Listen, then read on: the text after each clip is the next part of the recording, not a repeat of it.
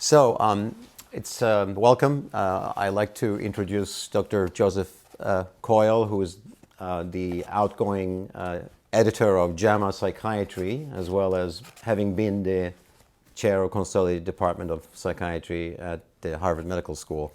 It's a great pleasure to have you and to agree to speak to us. And I really want to thank you for the opportunity on behalf of the History and Archives Committee of the American Academy of Child Psychiatry, and the chair of that committee is Dr. David Klein, who and Dr. Gross, co-chair, and I'm very privileged to be able to interview you today on the occasion, I might add, of the Leon Eisenberg Award in 2015, which you will be receiving in a week's time. And next to you is Dr. Carola Eisenberg, the late Leon Eisenberg, the late great Leon Eisenberg's wife, as well as a leading figure at Harvard Medical School education and MIT education. Thank you. So on that introduction, I wanted to get started, Joe, to ask you a little bit about yourself. I know you were born in Chicago. Tell us a little bit about your interests in early education, interest in science, and how you selected where to go to study in college and so on. Okay, so I was born and raised in the south side of Chicago. My father was a physician. In spite of his age, he volunteered in the Second World War and spent about 3 years in North Africa and in Italy. And I was conceived in New Orleans because I was born 9 months after he left, and that's where he left from, which may account for my predilection for oysters. But I had two sisters, and I was the youngest. Grew up in a sort of an Irish Catholic neighborhood in south side of Chicago, went to the local Catholic grade school, and then went to the Jesuit high school. And that was at a time when you really didn't ask questions. And so when I started, I was, among other things, taking Latin, and then they added Greek, and then they called me in at the middle of the freshman year and said, we're going to have to come an hour earlier now because you're going to do French. So it ended up that going through high school, I had 4 years of Greek, Latin, and French. And in terms of my interest in science, I, in retrospect, was a complete nerd. I wasn't particularly interested in baseball. I was mostly interested in spending time mucking around in a wetland that was behind our house, catching salamanders and snakes and observing nature. And I worked at a summer camp and was the nature counselor. So that's where my interest came from. I went to Holy Cross College, which was a Jesuit college, which is the logical thing you do after you went to a Jesuit high school at that time. And I was a French and philosophy major and picked up my sciences largely in summer school. And in my junior year, I went and spent a year at the Sorbonne. So I also did another 4 years of Latin and 3 years of Greek, which I think was actually a very important part of my development because as a scientist, one of the most important products are the papers we write. And if we cannot write and communicate clearly, we cannot really accomplish what we want to do in terms of moving the field forward. So, and the other aspect of it is it gave me a whole part of my life that I think I would not have been involved in if I had done a straight scientific Were you the career. only child, or I had two older sisters. older sisters? Yep. Yeah. And so, how did you then decide that you wanted to study medicine, and you didn't really take a year between. You just went direct, right? Or... Right. Yeah, that was not a time for navel gazing. You graduated and you went on to some professional school or PhD. So what happened was, as I said, as a French and philosophy major in my junior year, a good friend of mine was working as a psychiatric orderly at the local community college, and he said it's really interesting. So why don't you do it? And so I did. I got a job, and a couple of weeks into my work there as a psychiatric orderly, in comes my best friend from grade school's brother with his first episode of schizophrenia. And it was, it just captured me. And it in a way, because of my interest in philosophy, it captured my attention as an epistemologic conundrum. Right. Jerry was having these delusions. Pretty soon I was wrapped up in these delusions, and I would say, Jerry, it doesn't make any sense, And so I became very interested in psychiatry, and there were a number of physicians in my family, and I was always kind of hedging my bet doing the requirements to get into medical school, and so my senior year, I decided that's what I was going to do. I was going to go to medical school and become a psychiatrist. Right. So you had a very positive approach towards psychiatry, because during this period there was a lot of the anti-psychiatry sort of writings, and like the what is schizophrenia, does psychosis exist, and all these types of questions. Yes. Well. In terms of what I do now, my motivation was obviously quite different. Neuroscience didn't exist. I was infatuated with Freud, Sartre, and Lacan. Right. Those were the motivating factors, and little did I know that Johns Hopkins was an oasis of empirical psychiatry and completely unfettered with psychoanalysis that dominated virtually every other academic department in the country. Indeed. So it was, like everything else, there's so much luck and chance involved that you don't recognize until you look at it with the... So here we have like a young Darwinian wandering around in the wetlands, and then interested in philosophy and Sartre and Freud, right. And who now becomes a leading neuroscientist, goes to Johns Hopkins. So you had no difficulty getting into Hopkins then. You were a very good student at the Holy Cross, right? That must have been a very competitive medical school. Yeah, it was certainly considered one of the top in the country. And, I applied to several, and I got this letter from Johns Hopkins, and my father was obviously very proud and pleased. And what was your father's specialty? He was an orthopedic surgeon. Orthopedic surgeon. Did your mother also? She was a nurse, and that's how they met. So you come from a medical family. Yeah, and her father was a small town physician in Iowa. Okay. My father's sister was married to a physician. My cousin was a physician. So there was a lot of medicine in the family. It run in the family. Yeah. So there you go. Enter Hopkins in 1965 as a medical student. Yep. And we talked about it just a little bit, because I also know that between 65 and 67 is the magic years of Leon Eisenberg was there. So tell us a little bit about how you met Leon and the first time, and what impressions that he made upon you.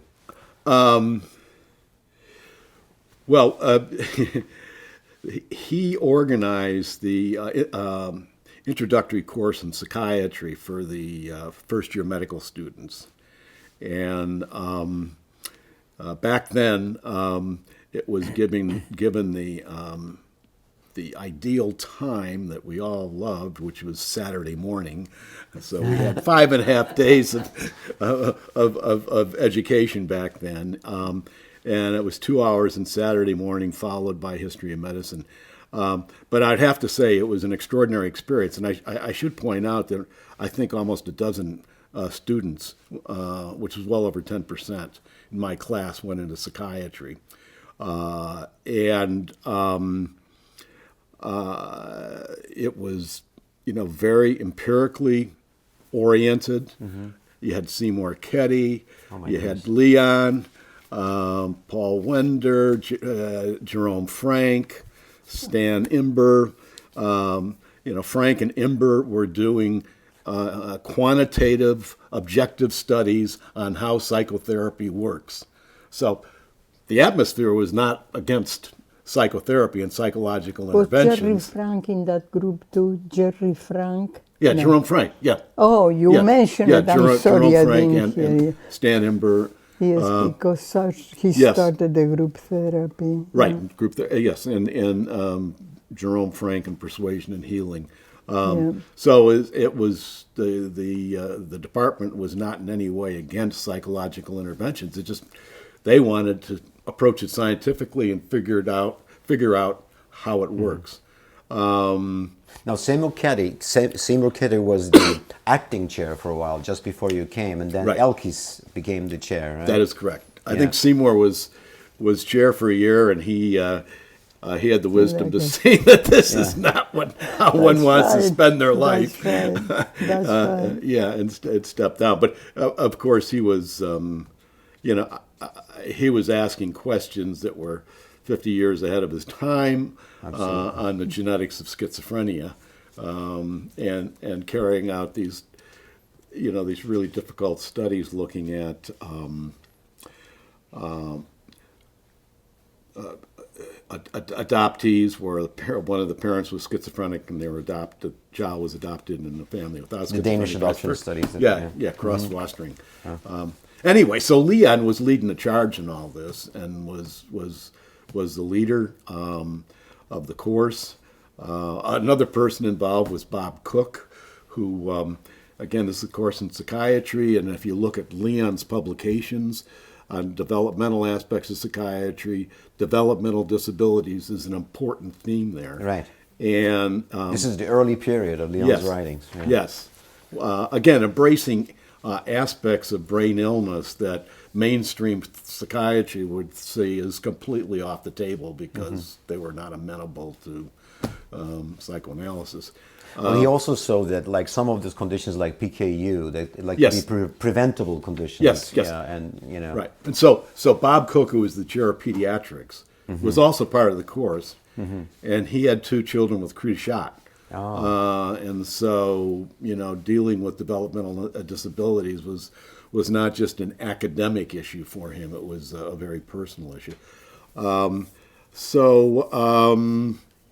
What a incredible period that you were in. It was exciting. I actually tells us enjoyed getting up and going to class on Saturday the formative morning. years of medical school. And that by this time you already are really you're already thinking about schizophrenia before you even go to medical school, but Right. now you're beginning to think psychiatry very early then. Right. Yeah. Although again, that kind of got me engaged in thinking about the brain as opposed to the mind. But what really turned things around for me, or changed things for me, was in my sophomore year, taking the pharmacology course. They announced that they had a new instructor who was going to teach this new component of pharmacology called psychopharmacology. And it turned out to be Saul Snyder, who was at the same time a resident in psychiatry.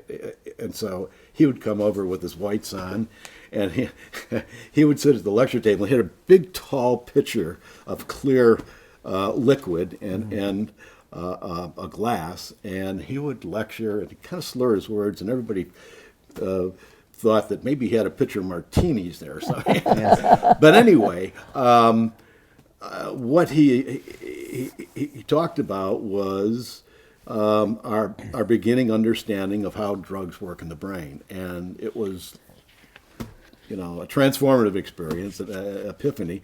So I went and asked him if I could work in his laboratory. Yeah. And this is like in your third year? Yeah, it's my third year. Yeah. And I was just dating my wife at that time, and I was there for about 6 weeks, and I said, I think I found out what I want to do with the rest of my life. This process of discovery is just so exciting and personally satisfying. It's very different than what we used to think of science. Science was facts and it was boring, and you just had to do it and do those labs, which there was some sort of predictable outcome. But this was great. It was sort of like seeing if you could figure out how God designed the world, and so that made you a little closer. Now, you published 3 peer-reviewed papers when you were still at medical school with Solomon Snyder. Yeah. Your first 3 papers, and he's a Lasker Award winner. Yes. And so was Seymour Ketty, Yes. probably the only, very few Lasker Award winners in psychiatry. By the time you finished medical school, you now are guided by some, because you do internship in pediatrics, which you mentioned was very prestigious. Can you tell us a little bit about that and how you transitioned from there to the NIH? Well, I had this. The long view was that I would do my training in pediatrics and in psychiatry and child psychiatry and go to NIH. In the end, my wife said, "Look, we got 3 kids, and you're in your psychiatric residency. Can we do this?" And so I ultimately did not do my training in child psychiatry. But my motivation, based on just knowing Leon and that developmental vision, I really felt the developmental aspects of the brain and its relationship to psychiatric disorders was the epicenter of what. We are absolutely convinced of that. Yes. So we'll get back to that. The question. But there was this. So the reason why you chose the pediatric internship is because you really had that. Right. Idea. I wanted to do development. Yeah. Yes. And also that it was a very prestigious internship at the medical school, right? Well, I applied there and several other places. Yeah. My intent. I didn't actually expect to get in there because it was like the top. Yeah. This is the Harriet Lane. Yes, the Harriet Lane program was. Yeah. I'm sure there's debate, but it's right up there in the top 3 in the country. Mm-hmm. And ironically, because I was a French and philosophy major in college and had just the minimum amount of science, I really struggled academically for the first couple of years when we were doing the basic sciences. All my friends are out by the pool when the biochemistry course is going on, and I'm struggling to figure out how this stuff really works because they already took biochemistry. But anyway, so I didn't anticipate I'd get accepted to the Harriet Lane program, and I was delighted to be accepted to the Harriet Lane program. Well, I know you're being extremely humble, but that's so the question then is that you go into NIMH and you walk in 1969, 70. To Julius Axelrod's lab at the Center for Scientific Study, Clinical Science. And well, tell us, how did that happen? How did you get into the Julius Axelrod lab, and who introduced you to that, and why? Because so there were a couple of issues swirling around that. First of all, with regard to the Axelrod laboratory, Saul had done his postdoc with Julie, and so I had already had some interactions with Julie, and I would be kind of viewed as sort of a third generation because Julie trained Saul, and I had a very good interview with Julie, and he was just perfectly delightful person. I interviewed with Floyd Bloom, Mimo Costa, and I was that a common pattern for people training at the time, or whether at Johns Hopkins or to go to NIH? I mean, that must have been something pretty unique at that time. Well, that's why I said historically there were events swirling on around us that really directed what we might want to do, and that was in the middle of Vietnam War. And if you got a slot at NIH, that satisfied your military I see. requirements. We called ourselves the Yellow Berets. And so talk about Darwinian. There was intense competition for these sites. I see. And there was just an article last week in Science pointing out that class of the mid '60s to the mid '70s that did NIH fellowships had extraordinary impact in terms of great science and winning awards. And that's because it was sort of the best of the best, not to be self-congratulatory, but it was very difficult to get in there for that reason. Well, thank you for explaining that. That's sort of this very selective process going on. Right, very Darwinian. So you walk into the lab, and there it is, 1970. The telephone rings at 5 o'clock in the morning. Julie Axelrod. I don't know whether it was at that time in the 1970 they called people early in the morning, but he wins the Nobel Prize in medicine and physiology for his contributions. Right. Incidentally, he shares it with Sir Bernard Katz, who was my teacher at University College London. So it's a kind of a much interesting story. But so tell us about how was it? How was the atmosphere like? Julie was very interesting. First thing he did was, or what he did every year, was when the new fellows came would be July 1. And Julie would go on vacation on July 1 for 3 weeks. And you would get there and you go, well, what am I going to do? Julie isn't here. I can't talk to him. And that was very strategic, because then you'd have to go meet with all the other fellows, figure out what's going on in the laboratory, kind of pair up with somebody to get involved in a project. And by the time Julie got back, all the angst about, what do I do? That was gone, and you were already sort of immersed in the laboratory.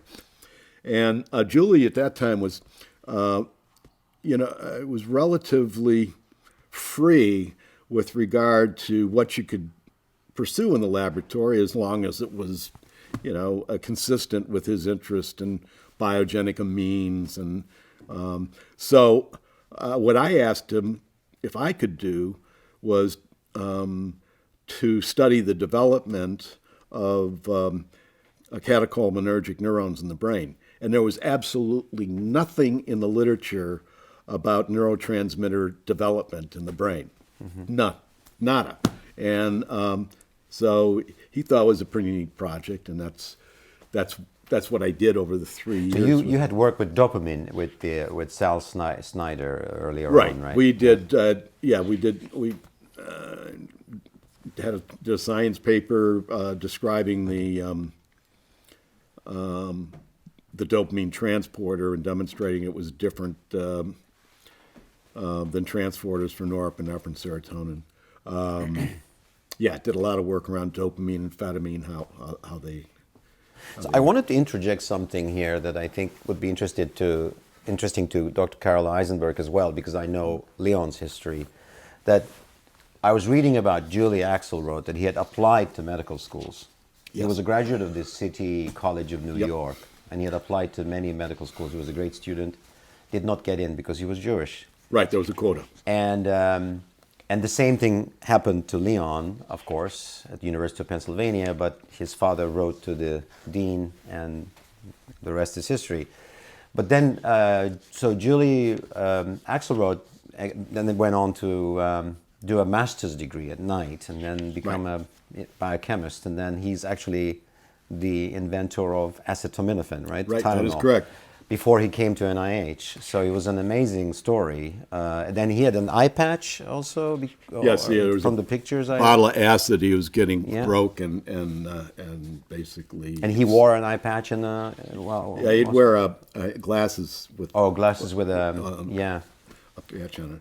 But Julie was, and not a speck of bitterness in him at all. And actually, a lot of people say the best decision the medical schools made was not taking him, because now he could do all the great science instead of being primary care physician in the Bronx. And he was a very outspoken person, because I read an interview, maybe I spoken in a good way and maybe a Right. funny way, because they asked him, after he won the prize, because of his predictions about medications and psychiatric medications, and whether Freud was dead. And he said, well, if you're interested in psychotherapy, Freud is not dead. Yeah. But he was referring to a new phase that was beginning because people anticipated that these would lead to formation of drugs and psychiatric medications for patients. So it was he knew that what the impact that he was making. Yeah. Yes. Oh no. I mean, as any genius would be, Yeah. he's a complicated individual. Right. He was on one hand extremely competitive scientifically. He would say, you got to be there firstest with the mostest, and at the same time, he was very generous, kind, a great mentor. That's great. So, I mean, I want to sort of, for those young people listening to this interview at the Academy or elsewhere, and might want to know that you then published 12 papers in the Axelrod period, or those 3 years, of which 7 of them are with the Nobel Prize winning scientists. Right. And you already published Lasker Award-winning scientist. So you're sort of when you look at your CV, you start off with this explosion of papers with this amazing impact. So congratulations. I mean, Thank you. It's incredible. So then you returned back to Hopkins to do training in psychiatry. Yes. And so tell us a little bit about the transition.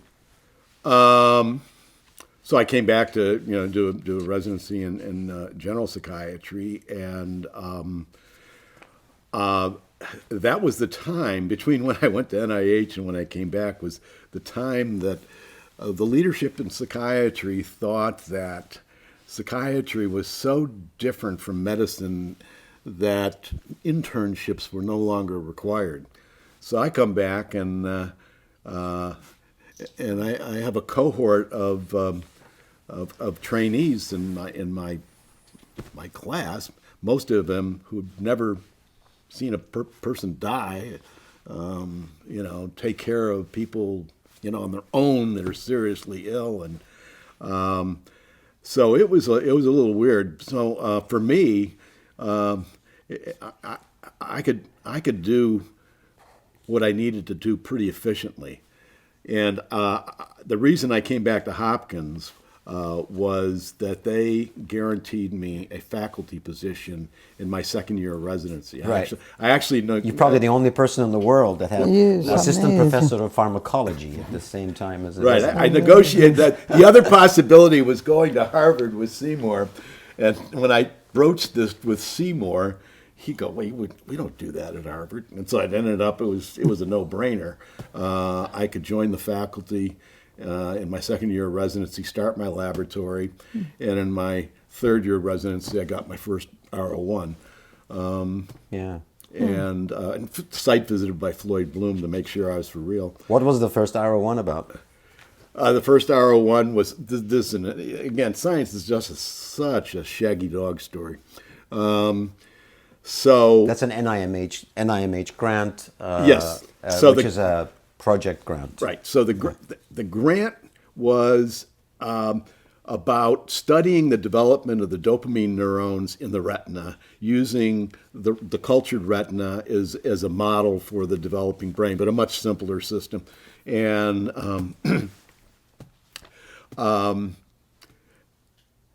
and so I'm doing this for about a year, and we limbed out all the developmental issues. Robbie Schwartz, my first postdoc, and I come on this literature about glutamate being toxic to neurons, and I thought, well, gee, in the retina, John Olney, a psychiatrist from Washington University, showed that if you give high doses of glutamate to newborn rats and mice, it knocks out the neurons in the retina, and it knocks out the neurons in their hypothalamus. And and so doing it that way, you're really constricted by development and so down the hall, Mike Kuhauer was working on getting a ligand to label glutamate receptors. So something was very, very potent at glutamate receptors called canic acid. And so I said to Robbie, let's forget the retinal. This is serious. Let's inject canic acid in the striatum.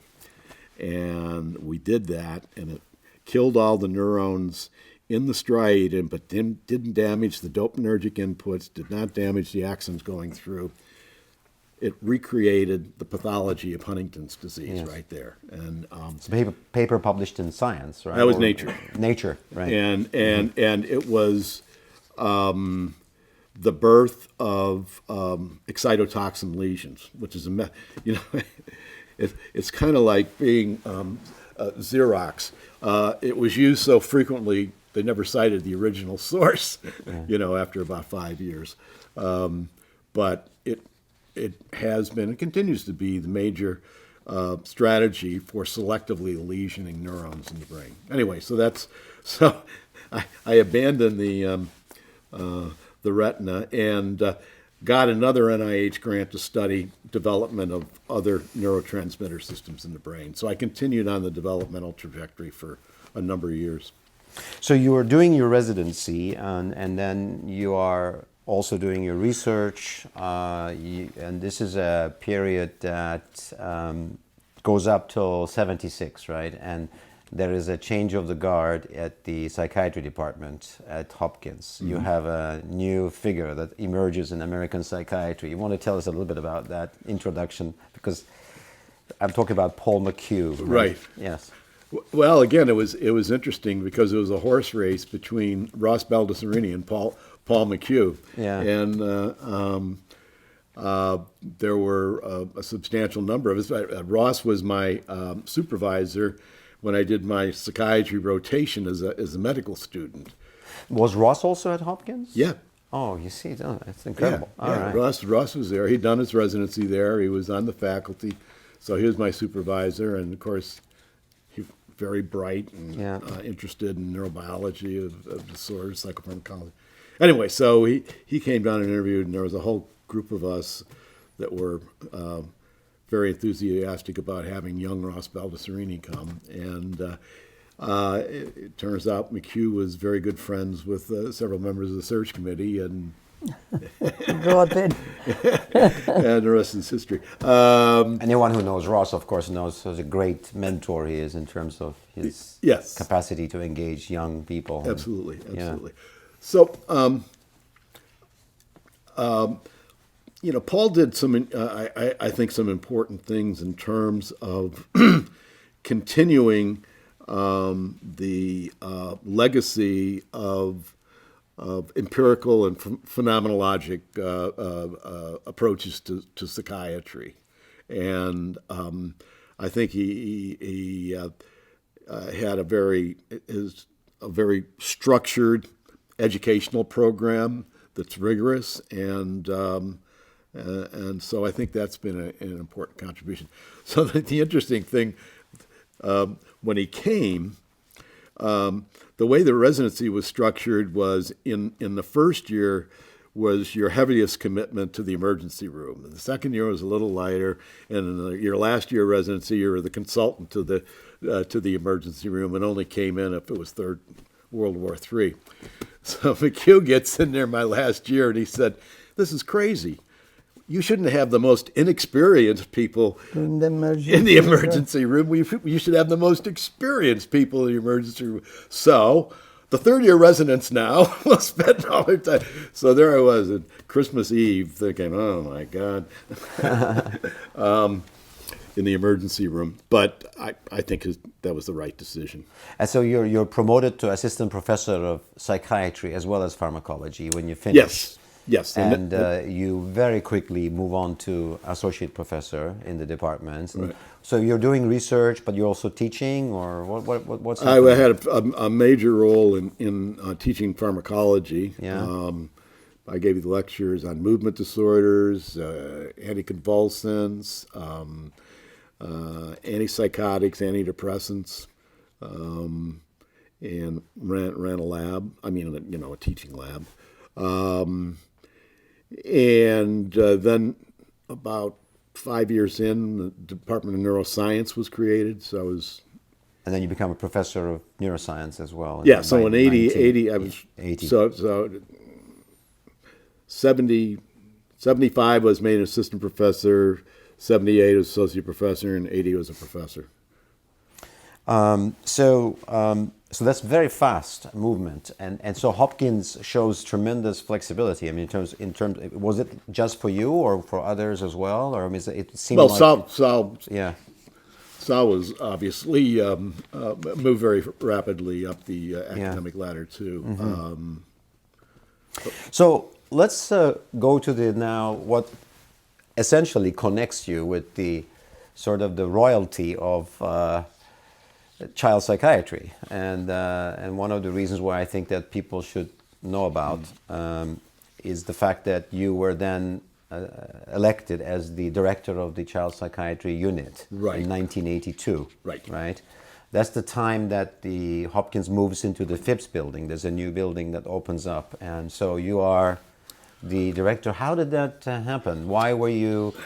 Because you mentioned that you didn't have a training in, and I also remember that you want to tell us a little bit about Jim Harris, because Jim Harris was around, and he had been the interim director for a while. So it came to pass that the head of the MD PhD program came to me and said, "I'm stepping down, and I'd like to have you become the head of the MD PhD program."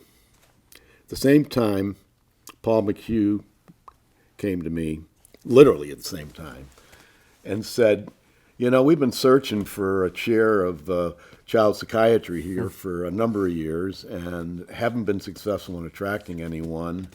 Given your interest in developmental neurobiology and your background in pediatrics, would you consider doing it?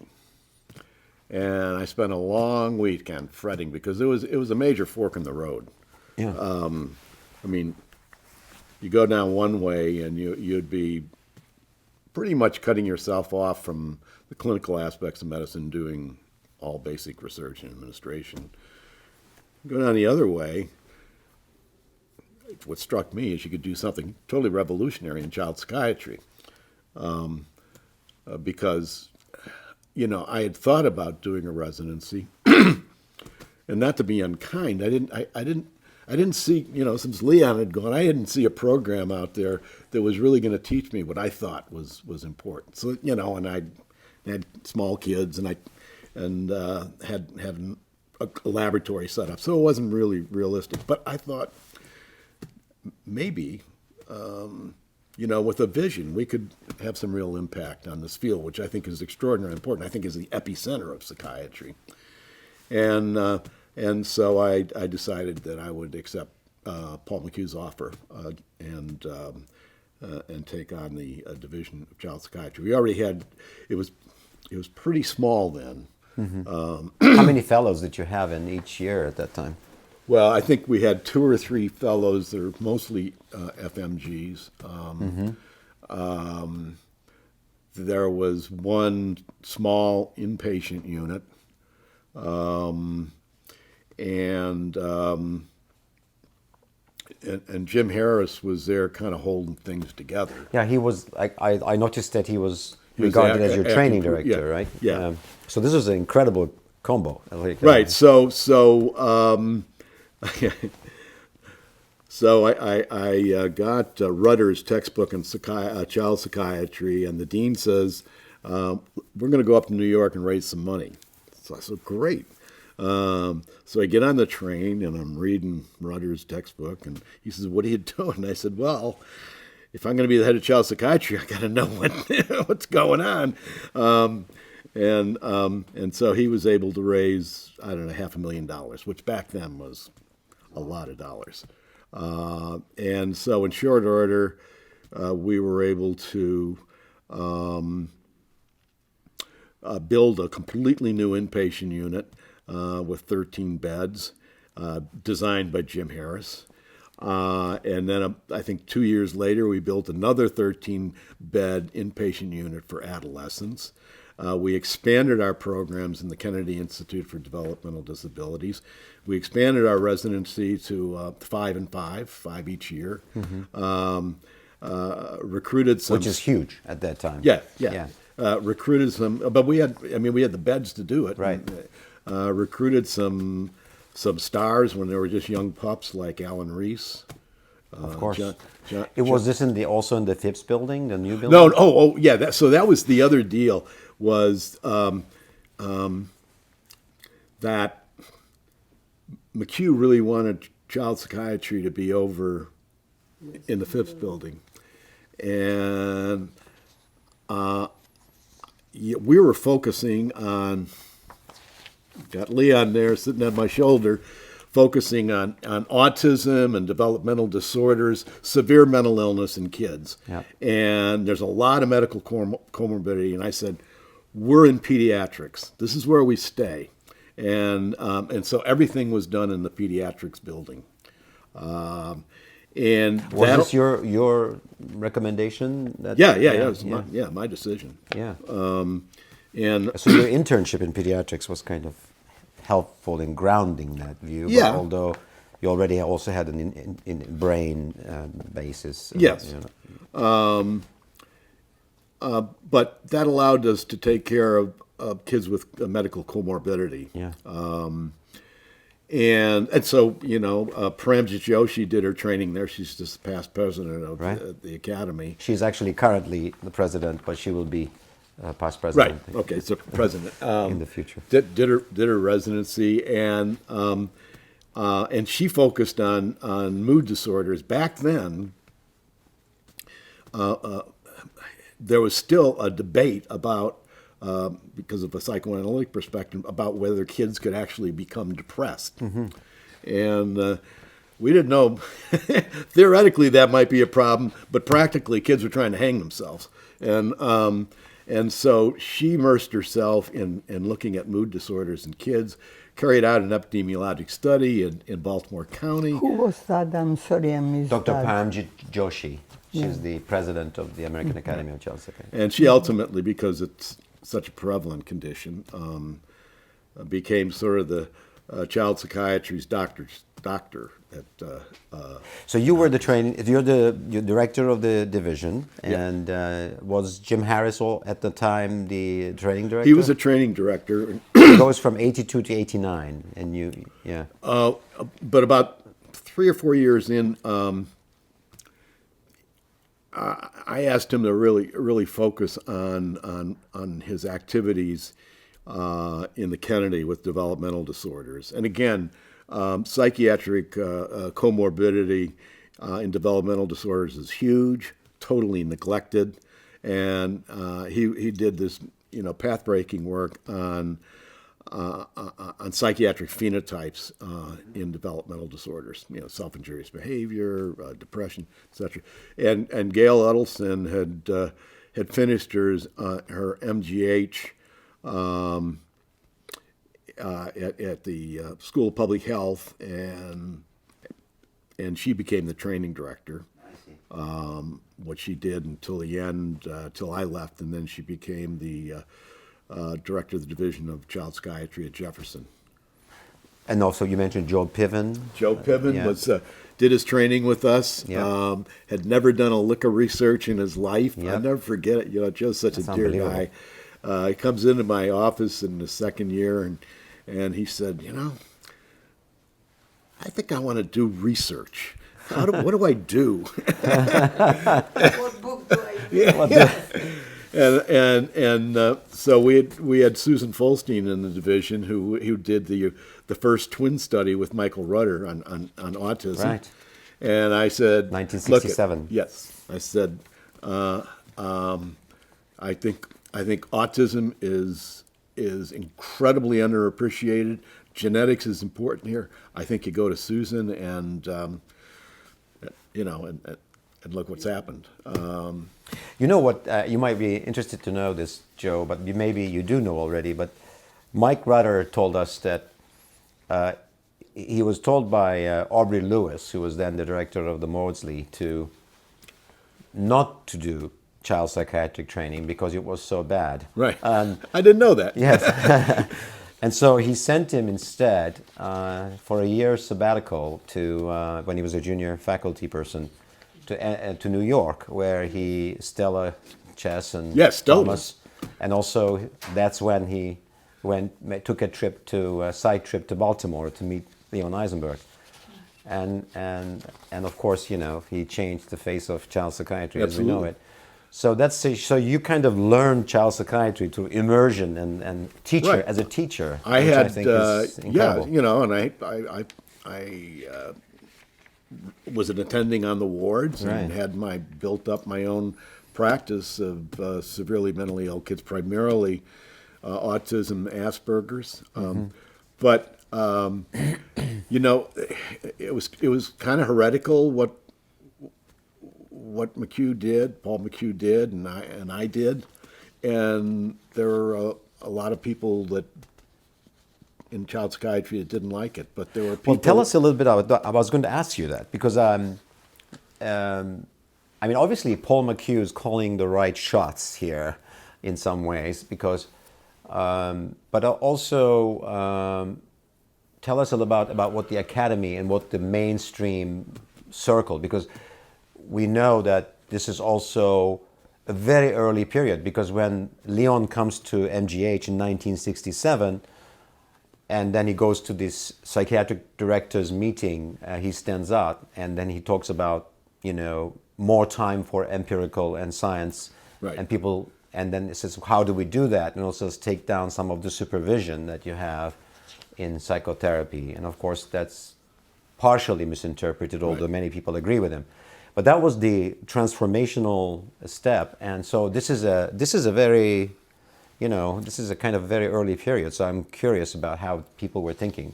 Well, yeah, I don't want to, get into personalities, except, it struck me that Stanford, where Roland Cirinello, who was trained in child psychiatry, but did a postdoc with Julie when I was there, he became the head of child psychiatry at Stanford. Yeah. Unfortunately, he died at a young age. Yeah, he was great. Yeah, doing incredible research. and then of course there was Yale, where Cohen was sort of ambivalent about science and psychoanalysis. That's Donald Cohen. Yeah, Donald Cohen. But nevertheless, there was some really good science going on there. Sure. That was about it. And then there was Campbell, Dennis Campbell. Yeah, Dennis Denny Campbell. And UCLA, right? Right. He was doing some work Right. with the children with deaf and speech impaired. And also and ADHD. WashU had a. Right, WashU. But that was about it. But I would say that like Ludwig Szymanski Yep. puts his arm around me, and we can break bread together. We're interested in the same thing. That's so nice to know. I was going to invite Ludwig today, but he had been traveling, so. Yeah, and there were there were several leaders in the field which thought it was fine and felt it was that this would drive the field to get. And so you were more also involved in research. relatively quite young, comparably, I'm sure, because given your ascending rank over such a short period of time. 38. Yeah, well, still. Baby. So you continue. 38 sounds good. So you continue your interests, and I begin also to see actually in your CV that you're beginning to publish things, co-publish things also with people in developmental Yes. psychiatry, child psychiatry, autism, and so on. So you're moving into that field for the first time, moving. Well, from yeah, Huntington's I got and more Alzheimer's I got and- more clinical. Yeah, more I clinical. mean, I had this, almost 10 years of doing very basic developmental neuroscience. Right. and then this gave me an opportunity to say, how can we tie this into what's going on clinically? So, well, now I think in the interest of time, we're going to move to quickly Right. from this period of child psychiatry that's really emerging. You're contributing, which I think many people don't know, to so many leaders, young leaders in research in as we know it in child psychiatry. And you mentioned Alan Rees, John Piven, Susan Folstein, Joshi, Becky Lander. Yeah. She's not a child psychiatrist, Right. but did You mentioned the deputy director of the NIMH, also the Marilyn Powell. yeah, right. So this is incredible, and it's a really, and then you're expanding the division. You're really contributing a lot. You're not elected into the Institute of Medicine in '90, and then suddenly the bell rings, and this is like the Harvard bell, and we're dying to know what happened. You know, how did you decide to make the move to come to Boston, and does Leon have anything to do with that? Or not? So I had been contacted by Dean Tosteson in the late 80s to look at McLean and MGH. And, you know, I'm honored to do that, come up. But what I knew from our medical students was that Harvard psychiatry was a little bit of a den of vipers, that people would come up to interview and they'd go to MGH and would be told, well, you don't want to go to McLean, that's a bad place. Or they'd interview, you know, at the Brigham and hear, you know, and there was all this infighting that became apparent in terms of recruiting residents, which suggested to me that if this may sound grandiose, but if Harvard psychiatry was going to achieve the level of greatness that it should have, that it should be academically unified. So I said, no, I'm not going to do that. So finally, Tosteson came back to me and he said, look, I can get most of the departments to sign on right now. And I said, well, if I do my job right, then the rest of them will sign on. So I'll take that risk. And at the same time, I was feeling kind of frustrated at Hopkins because I sort of didn't see a way forward for myself, and maybe that was wrong. But anyway, there was, you know, two issues there, and I ultimately took Dean Tosteson's invitation up. So this actually sounds like a very noble wish, because I know you mentioned about the infighting, and there were the Sher Frazier debacle with the plagiarism allegations and at McLean, and I was wondering, you know, but you mentioned about the fact that the residents, the prospective residents came and they were given this mixed message, and that you had this incredible crop of people interested to come to Harvard, and there was this kind of a very anomalous problem, yeah, and we know what happened after you came. Right. With the combined programs, right. And what happened in terms of the quality of the crop of fellows that came through. And I think history will tell itself in not 10, 15 years from now as to what happened during that period, because it's like the Hopkins child psychiatry. We've had like the best of the best. And so, right. so you achieved that goal, but so... Well, it wasn't easy. It wasn't easy, I know. But you may not remember, but the first area I attacked in the positive, was child psychiatry. Right. And so when I got up here, we had a retreat. All the academic child psychiatrists, the senior ones, the true academics, to talk about what the field's all about, what we need to do, where it's going. And how we can really make it better. And out of that came the combined program, where we took instead of having senior faculty like Joe Biederman be a circuit preacher riding from program to program to give the same lecture. We put together a series of lectures, and that all the child psychiatry trainees would come together for the academic component, and so they could have the best of our faculty, and then the best of the clinical experiences that could take place at their respective hospitals. And that's still ongoing. So that was, because of my background, because my interest in child psychiatry, that was the first area I wanted to see if we could really make a difference. I would like to thank you on the record because I was you were there. I was selected to lead that development and psychopathology course. Yes, the right. consolidated course at McLean.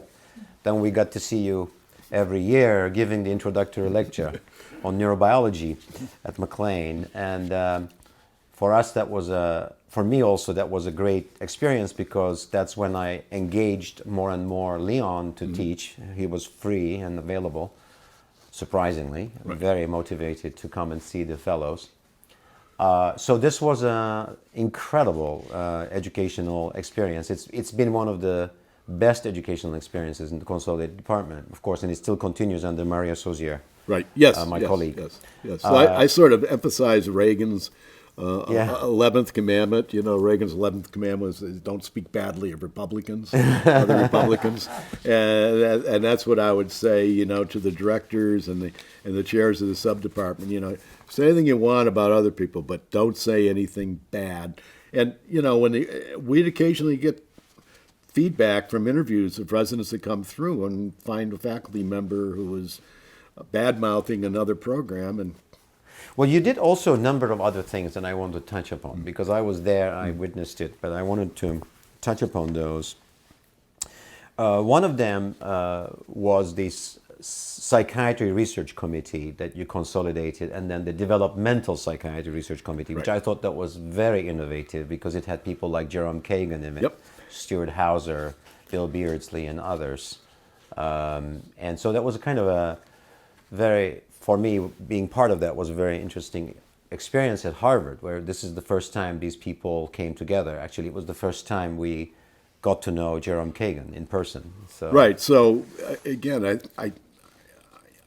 when I came here, it became apparent to me that if you wanted an expert in anything, if you looked hard enough, they'd be here at Harvard. Right.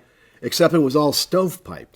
The expert never got out of his office to meet with him or her other colleagues. And that's why the research committee, for example, was a way to get people to really start interacting and thinking interdisciplinary fashion about developmental. And then you also created this newsletter. I remember where the people essentially had a sense of community. They would feel more connected. Then you created the Harvard Review of Psychiatry, which really became a very important outlet for not only for Harvard-based faculty and fellows and trainees, but nationally and internationally. Basically, and again, congratulations. I mean, that has just been a fantastic contributions to the Harvard psychiatry throughout this time. And there were a lot of meetings at the Harvard Faculty Club that we're going to see again next week. And that led people to feel more connected with each other. But there was a problem. I recall that there was a problem in promotional situation with people. There was bottlenecks at many institutions, that this whole process of promotion was being in some ways jeopardized by the perspectives of different, I'm putting it politely, but so can you tell us about some of this insider knowledge about some of that aspects? Well, it seemed kind of arcane to me, but when I got here, I discovered that there hadn't been a professorial promotion at McLean for a number of years, because technically there wasn't a professor running McLean, and so there was no one to represent McLean. So we had Jonathan Coyle, was an associate professor, one of the greatest people, a giant in psychopharmacology, did the first controlled studies on antipsychotics, and he's an associate professor. John Gunderson, who'd done all this, path-breaking work on borderline. Absolutely. His promotion had been sitting on the docket for like 6 years. So there were a number of different problems. To me, one of the most striking problems was I think there were 2 women professors. I got a faculty of 1,600, and there's only 2 women professors. So, And I think one of the first women professors in psychiatry is one of the first Yeah. professors at Harvard Medical School, Yeah. right? So that's kind of not So, making much progress over the years. right. So the issue was really organizing the whole promotional process, and I became a world-class expert on how to use the promotion system at Harvard. And we had a faculty of 1,600, and I presented every promotion for 10 years, and to the professorial or to the assistant associate professor committee. Tell us about the support you got from Dean Tosterson, because Dean Tosterson was very important for the medical education at Harvard Medical School at the time then you were recruited, and also his views on very hard-nosed views on integrity in Yes. science, integrity in professional integrity among physicians at the Harvard Medical School. So this was an important mission for him. Well, before I say something about Dean Tosterson, I would like to give a shout out to Dean Ross at Hopkins, who backed my appointment as the chair of child psychiatry at Hopkins, and really worked hard to raise resources for that academic program. That's when you were raising the funds too. Yes. Yeah. He and Dean Tosterson, to my mind, were a couple of the best deans in academic medicine.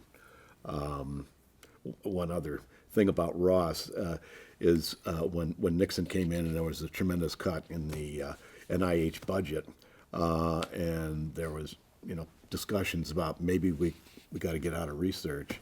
He said, I'll tell you what I'm going to do. I'm going to go out and raise money, and we'll have our own career development awards at Hopkins so that young people can get their scientific careers off the ground and then be competitive at NIH. So that was the type of guy he was. Dan Tosterson, what I really liked about Dan was he was genuinely curious, and he would want to know what was going on. What was going on scientifically? Where do you see the field going? And I would get together with him for a breakfast about once every 6 months. Mm-hmm. He'd want to know what's going on in the department, and he was very supportive. Right. So all these resurgence of promotions, mm-hmm. and not just only in one direction of psychiatry, but across a very broad-band, eclectic interest areas in psychiatry. You mentioned, from Gunderson to others, interested in, Right. That was one of the thing that used to really annoy me was there was a general perception on the promotion committee that psychiatry was somehow different, that you're different. And so I saw my job as educating them to the fact that we conduct our medical and academic lives just like everybody else does. We have the same standards. We don't require different standards. Now, it may require a little education to them about why studies in epidemiology or psychological aspects of psychiatry are important. But the same issues about academic quality are no different between psychiatry and internal medicine. I saw that as my job, and I think, as much as I succeeded, people were promoted. Well, this is, this emphasis that you mentioned about psychiatry being part of pediatrics or neurological interface or the brain sciences and so on is so much timely in current times. I know that Mario Maj and Norman Sartorius just edited a fantastic book on comorbidity between psychiatric disorders and medical disorders and so on.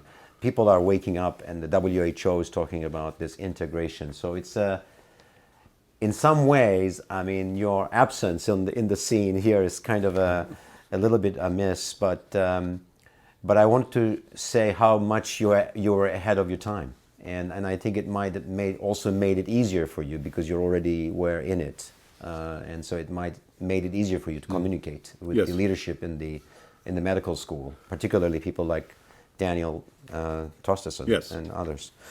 Okay, well, thank you. But you still continue to publish a lot of papers, which I think continue to keep an active research track. You are editing the Harvard Review of Psychiatry. Not anymore, no. Well, no, at that time. Oh, yeah. I'm Yeah, talking at about that time. these Yes, yeah, 91, yeah. 2001 Right, period. yes, excuse me. You're running around going to all these meetings and breakfasts and all this stuff. How did you do it? I don't know how. It's a tremendous effort, isn't it? Well, I have to say, 1991 was honest horrendous because I became the chair of psychiatry at Harvard. I became the president of the Society for Neuroscience with about 35,000 members, and I was appointed to NIMH council. Yes. So it was a little bit insane, and I apologize to my wife for that. Well, I remember you calling in some kind of review as a third discussant in an NIMH training grant review process. I was in the room, and they say Joe Coyle is calling, and he was thinking, what the heck is he doing here? And so you were involved in a lot of activities. Right. And Right. Probably a little too much, but yeah, it's but ancient history now. It's incredible. And then tell us a little bit about what happens towards the end with the McLean losing money, and you mentioned about the McLean Hospital and all these leadership issues. Each of these hospitals were sui generis in terms of their clinical components, and I was responsible for training and research in 9 hospitals, which ran the gamut from a veterans hospital to a community hospital, Cambridge, to a freestanding psychiatric hospital, McLean, to general hospital psychiatry programs in the Brigham and the BI and the MGH, and a freestanding pediatric hospital with a psychiatry program. But in the mid-90s, managed care came with a vengeance in psychiatry in Massachusetts. And it was devastating for all these programs that had inpatient beds. But McLean clearly was most vulnerable because it had 165 inpatient beds. And it had been basically satirized as a country club, and you can't be, it doesn't take care of you seriously mentally ill. Well, that may have been the McLean in the 50s when there was a 9-hole golf course out there. But in the mid-90s, McLean was schizophrenia, bipolar disorder, psychotic depression, alcoholism, substance abuse, and Alzheimer's disease. This was like a state hospital used to be in terms of the patients they were covering. And so with managed care, the average length of stay went from about 28 days, which is exactly where it was at Hopkins when I left, so this wasn't some sort of very deviant, to about 11 days. And what that meant was even running in place, you would have to increase your admissions almost threefold. And you're not even running in place because they kept on negotiating down how much they were going to reimburse. So McLean went from being in the black, making a little, not a profit as a nonprofit, but having about $1 million in excess at the end of the year. In 91 to 96, it was the loss was greater than $8 million. How much? $8 million. What is And it looked as if the hospital might close. They had consultants come in. By this time, McLean was part of, it was Partners. Part of Partners, and it was a wholly owned subsidiary of Massachusetts General Hospital. They got consultants in that said, well, if you plot this, in another 2 years, the average length of stay is going to be 42 minutes, and so this is not a viable. So Steve Mirren, who was the president at that time, had a very difficult task, had to reduce personnel and do a number of things. And at the end of the day, McLean had sort of the winning recipe, because it had all these beds that it could use for residential beds, so it could cut length of stay without compromising health and having people stay in these much less expensive. So anyway. And they have been a leader since then Yes. in making the transition to these acute residential treatment programs, Right.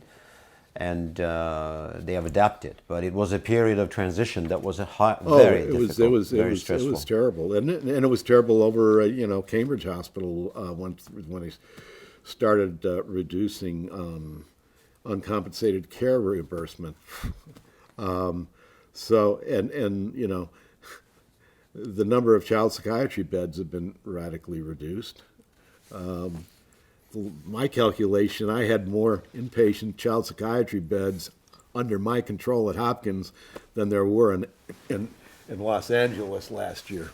So you can see how difficult it has been.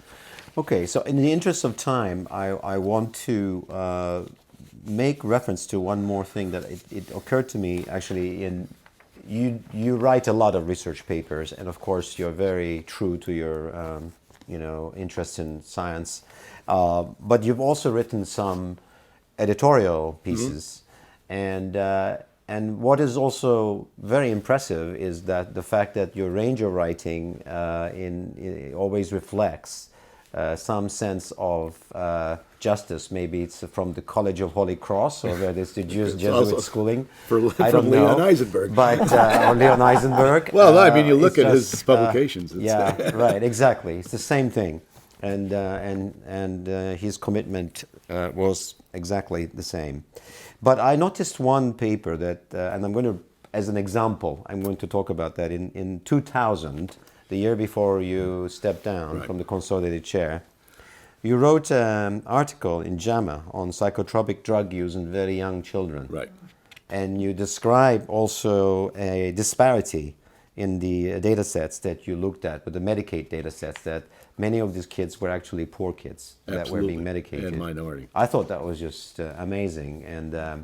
And you not only stopped there, but you then do your little mini survey of the board of the Journal of the Academy of Child and Adolescent Psychopharmacology, where you asked them if they would medicate very young children, and many of them said no. Right. And so you wrote this piece. That I thought that was just amazing. So tell us a little bit about, I mean, you have this the ethical compass and this sort of sense of the distributive phenomena of how you treat the field of science, but also in terms of professionally. So I thought that was very commendable, but I just want to hear from you about what you thought about, what were the changes that were happening in psychopharmacology. Here you are in your residency, you are an assistant professor of pharmacology while you're a resident, and now you're writing in 2000 an article about what happens to the the young brain, and so you're talking about that. Right. So a couple of things come to mind. Number one, again, just recalling my experiences with Leon. Leon was one of the things that really impressed me was he was always running against the grain a little bit. So when back in the 70s, he was writing about the problem with brainless psychiatry, and back in the 90s and 2000, he was talking about the problems with mindless psychiatry. And so, like any area, there are enthusiasms, and they can get beyond where let's say people get ahead of their skis, and I think a second thing that happened was the growing awareness of brain plasticity in the late '90s into the current century. Because when I started out, most of us believed the brain was pretty much hardwired, and there wasn't going to be much changes in adulthood. But with the appreciation of plasticity and the role of experience, then one did have a context for understanding how psychological interventions could work and could be quite powerful if harnessed in a scientific way, evidence-based way. And the third thing that troubled me about what was happening in psychiatry, and this extended to child psychiatry, was the disconnect between psychological interventions, family management, and what the child psychiatrist did. And the child psychiatrist and the psychiatrist simply was relegated to the role of writing prescriptions. Mm-hmm. Well, if all you have is a hammer, everything looks like a nail. So, keep parents bring in children with problems. Well, aside from the family therapy, you might get from the social worker, maybe I ought to write a prescription for this. And I was really, I was really troubled by that, and I was really troubled by what was becoming increasingly evident, and that is the behavior of poor kids, and particularly minority kids, was being pathologized and a target for pharmacologic intervention. And I think we needed to stand back and ask ourselves, what's going on here? And you also, in your own personal life, you have, I know that you have, tell me about the adoption. You have a child that is adopted. Well, our first two children, my first two sons are adopted. Yeah. The first, so it was one of those issues where, and this was back when medicine and reproduction was a little more primitive than it is now, but anyway, we wanted to have children, and we weren't having children, so my wife and I got together and we said, well, there's another way to do it, let's adopt. So the way you did it back then was you just let everybody know you wanted to adopt. And so the first, our oldest son was identified by a tent mate physician of my father from the Second World War, and that's Peter, and he's a dear son. And I had let everybody know at NIH, and one of my colleagues was Vietnamese, and it turned out her sister was the chief of obstetrics in Saigon. Mm-hmm. And like 6 weeks after we got Peter, she said, we have a little boy that is being put up for adoption. And so we said, well, we don't want to have an only child. And so we started working on adopting Andrew, and it took 2 years to get him out, because they didn't want to lose males, because males could be soldiers. And we got him out 8 weeks before the fall of Saigon. So he came over when he was 2, and so we have these two boys that are 6 weeks apart in age, and people say twins. And I'm like, yeah, sort of. And so Andrew now is a emergency medicine physician in the University of Pittsburgh healthcare system. Fantastic! Congratulations. Yeah. That's such a great story. So this is, I think, you're learning, the commitment to children, child psychiatry through reading on the trip to New York and right. Rutter's book, through your own experience raising kids, to educating people, and also particularly helping with the NIH mission, which was a very important task for you. You wrote a lot about NIH funding, making sure that NIMH was on track. You served on the advisory committee of the NIMH during this period. So I think I wanted to ask you sort of in the end some parting comments. I mean, because I know that how do you see the future? I know also that you've done 10 years of editing on the, more than 10 years of editing on the Journal of the Archives of General Psychiatry and also JAMA Psychiatry recently, and you left that post in December 2014, right? 14, right. So tell us about some views about how you see where the field is going and how you're, just to say that, and I know Carola can attest to that, because you told me that Leon wrote his best papers after he retired or after he, and this is actually true. If you look at Leon's papers, his amazing crop of papers came out after he found a lot of time in the morning commuting to the medical area to write these incredibly influential papers. So how do you see your role, and how do you see our field, and how do we intersect together? Because we don't want to lose you. Well, I mean, short term, I still love the process of discovery. I still like working with the students and postdocs in the lab. I don't, it's not onerous. It's not like work. It's something I look forward to doing. So I plan to do that a little bit longer. Although Genevieve and I spend a lot more time with each other and traveling, so. But more broadly, it's not just about me. More broadly speaking, I think we're on a very important trajectory of rapidly expanding knowledge, and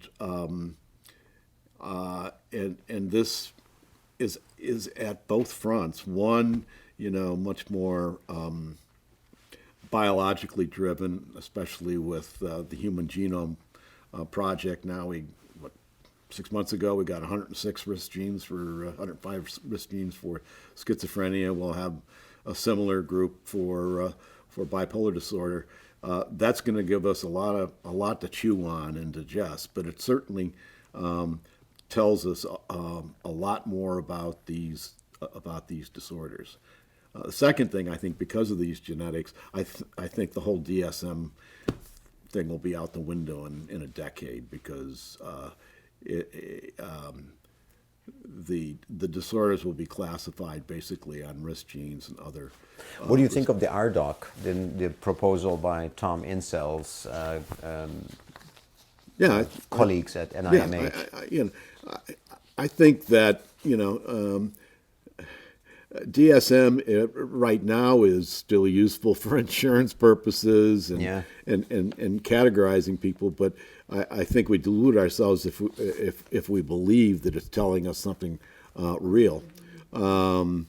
It's not very deep, and I think that with what's going on in genetics and brain imaging, that we will have much more reproducible biologic markers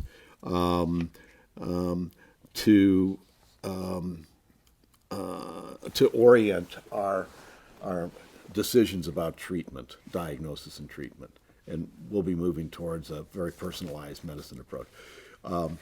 The other point I want to make is with epigenetics, the role of environment is going to become even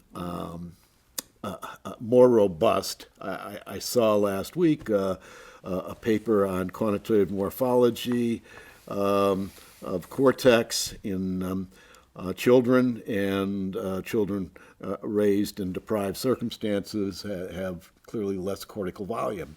That's environment, and it's a pretty scary aspect. But I think Leon's words will be ringing very true on the importance of social aspects of psychiatry and in medicine, But ultimately, I think they'll be played out in the way the brain works. So I'm not walking away from the brain. Yeah, right. But I think that clearly it's much less deterministic than we naively thought about genetics. And it's a lot less ephemeral than we used to think about mind. And that's where the excitement. The final thing I'll say is the really smart kids, I think, are going to be going back into psychiatry because this is where the exciting advances are going to be made. Well, at the moment, the direction is more into fields that make more money, like dermatology and so on. But I think we're hoping that we will change that again. That's the way it is Yeah. right now in general. So, how much of the class of Harvard's going into finance? Well, the good news is a lot of hedge funds are closing, and maybe they'll get back to sort of more challenging intellectual and social pursuits. one burning question I will ask you, which is about autism. So, what do you think about what's going on in that field in terms of the numbers, in terms of what you think? How do you explain that? And you can answer that question, and then I'm going to summarize, and then we'll end. Yeah. So. Well, so when I was in pediatrics, we'd go out to the state hospital and see the occasional rare autistic child. Also, we'd go out to the state hospital and see individuals with Down syndrome who were profoundly retarded, could not do much, couldn't feed themselves, and we were told that's what Down syndrome is all about. So I say that because now I go to the bank on Saturday and I got a troop of about a half a dozen adults with Down syndrome who are living Age of 45 or in 50. shelters, working and having a great time in managing their finances. So, that's just a statement about how wrong we can be about opportunity and repair. With regard to autism, as I said, it was considered to be pretty rare, and now it's up to 1%, which is about the prevalence of schizophrenia and bipolar disorder. I think those numbers are real. The question is, did it suddenly increase 20-fold over the last 40 years? I don't think so. But I do think that this increase is real. I don't think it's 20-fold, but it may be 50% or more. And as the editor of JAMA Archive Psychiatry, I published several papers showing environmental factors that can increase the risk for autism, in particular SSRIs, exposure to hydrocarbons in terms of air pollution. One of my side interests all along has been in neurotoxicology because I used them as tools. And I can tell you our environment, and this is not sort of a tree-hugging statement, but there are things in our environment that didn't exist 50 years ago, which definitely have impact on the developing nervous system. And these are insecticides and herbicides. And so along with air pollution and SSRIs, which didn't exist 50 years ago, which does disrupt brain development, especially serotonergic neurons, which are implicated in autism. I think there has been, and I think there's good evidence that there's been an absolute increase in the prevalence of the disorder. Thank you for bringing such clarity to this discussion. First of all, I want to thank you for all your contributions to training in psychiatry, in particular, in our case, child psychiatry, in neuroscience, in young postdoctoral training of scientists at a level that is going to be leadership worldwide. And I think one can very easily say that, your contributions that have intersected so many areas in our field is going to be remembered. This interview, I hope, is just the beginning of trying to appreciate your contributions that you have done, not only at Hopkins and at Harvard teaching, and these have been magnificent institutions, and they already had significant contributions, but I believe, and I do hope, and I certainly personally would make sure that that the information is disseminated about the work, and you are a fantastic, deserving awardee of the Leon Eisenberg Award, which is a relatively small award, but it symbolically, I hope, means a lot for us. Actually, the part of your CV that's even more helpful, which we didn't focus on, was the papers and how they go from cyanuric acid to like going into like publishing a case report on, Asperger disorder and bipolar disorder and this kind of thing. And you're trying to help people to put out this information and mentoring people, and of course my own personal experience has been terrific. It's been a great pleasure to speak to you. Well, thank you for. It wasn't just a trip to the memory lane. It's reviewing the history of child psychiatry, as you did in a magnificent way. And much of it was what Leon really felt all the way through it. But I did like that expression I never heard before of scratching the. You mentioned something, Leon was always for the opposite. Oh. What expression did you use, scratching? You said going against the grain? Going against the grain. I like that because he was against psychoanalysis when it was popular. Right. Then toward the end he became, how come they don't teach the students how to proceed and to do psychotherapy and not just give a pill. He was always in that direction. In some ways, with exception of research, that you continue to do magnificent work. I also wanted to thank you. I'm sorry I'm making it so long, because you appointed me in a committee of 2 people to see what was happening to women in psychiatry. I just love that. I don't remember whether we wrote a paper.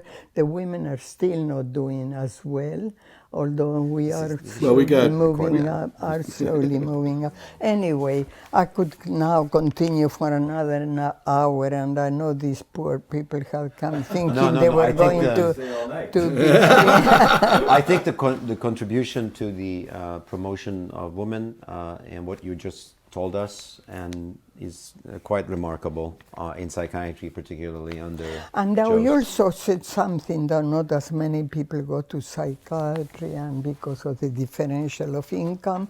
I just want to tell you that this year and the last year somewhat, the number of applicants to psychiatry is increasing rather rapidly, but for the wrong reasons, because they cannot get residencies in other specialties that are overpopulated. So there are so many foreign students, and they are bringing up new medical schools all over the place. So they have an overabundance of people applying. So psychiatry is gaining ground for the wrong reasons, I think. But anyway, I just felt like giving my opinion. The issue here is, here we have, Joe, because you have your lab and you have your postdocs, and they benefit from you, I'm sure, immensely. But there is a lot that you could bring still, and in terms of this, because I think what happened in my analysis of it is that when people like Tostason and Eisenberg and Ross, you mentioned, you brought through something through science, and they noticed something about the way you are, your integrity and your sense of how you do science. And I think they pushed that formula, and you benefited a lot of people through that process. And but you haven't come out to sort of write kind of this very much more open sort of a. I would love to see that, because when I see some of the papers that you wrote, some of the position papers that you wrote, they're amazingly eloquent and very influential, and I think but you don't do as much commentary. Even with the archives, Yeah, I did a few. You yeah, do more but, science, less commentary. Well, there's a lot of hidden commentary there because I Yeah. invite people to write commentary, and you end up ghost writing it. Oh yeah, ghostwriting. You see, you don't. You're. This is like you're one of the hidden gems, and this is what amazes me. Is because you are sort of the understated person in the field. And if one can look at what you have done in child psychiatry and psychiatry at Harvard, and also child psychiatry at Harvard, it's just amazing. I think that we talk about Leon, and there are many other, and you know, the league is really very hard when you have Leon in the league, but you know, you are definitely up there in terms of what you've done, and people haven't. They need to understand that. So I'm very, very privileged to speak to you about this. Thank you. That was It a has been great a interview. real Thank you. treat. Yes, It very has much. been a real treat.